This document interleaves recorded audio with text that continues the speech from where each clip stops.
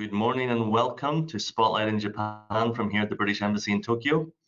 I can see a lot of people online at the moment, a lot of familiar faces online, but for those who don't know me, I'm Mark Graham, Regional Director for Invest Northern Ireland, based here at the British Embassy in Tokyo, and we cover Japan, Korea and Taiwan.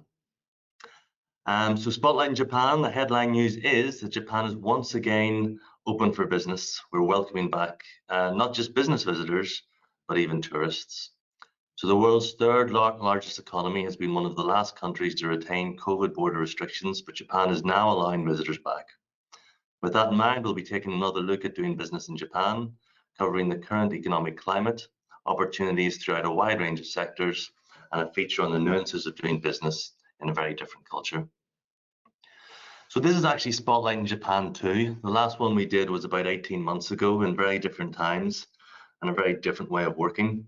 But if I can go back a bit further to that, to August 2019, and that's when I took up this position to head up the new office in Tokyo for Invest Northern Ireland, covering Japan, Korea and Taiwan. At that time, it was a hive of activity. On the business side, we were supporting multiple visits from all sectors and gearing up for promotional events and exhibitions. Otherwise, Japan was buzzing with tourists. The Rugby World Cup was an absolute spectacle, and excitement around the upcoming Olympics was wild. And then we all know what happened. 2022 hit us all very hard. From inside Japan, it wasn't too bad. We never had lockdowns.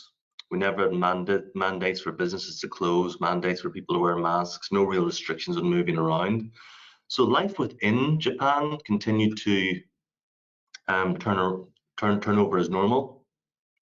But what changed was, and from the 1st of April 2020 and right through until just last month, they closed the borders, no visitors in and out, and one of the most strict border closures in the world.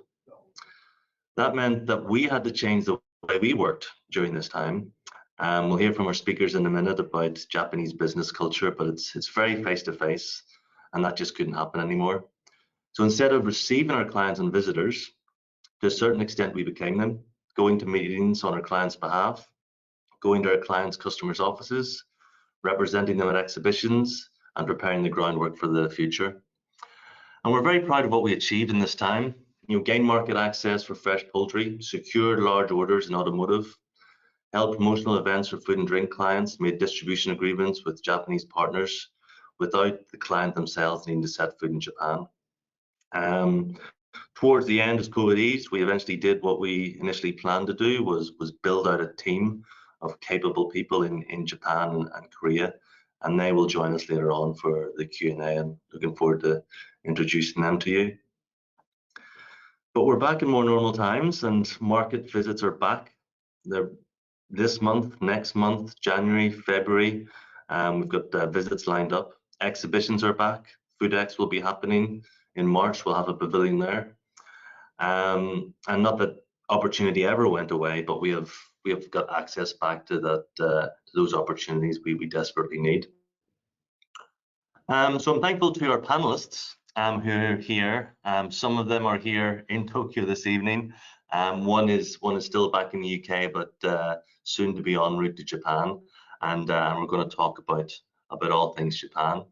We've got Steve Crane from Business Link Japan. He's going to tell us a bit about how and why we should be doing business in Japan, why Japan is different, what overall trade position looks like, and it's very positive. We have Takashi Akutsu from here in the embassy. He's a vice consul, an absolute wealth of experience, and he's going to be going through Japanese business etiquette with us. But we'll start off with Marie-Claire Joyce, trade counsellor here at the embassy for DIT.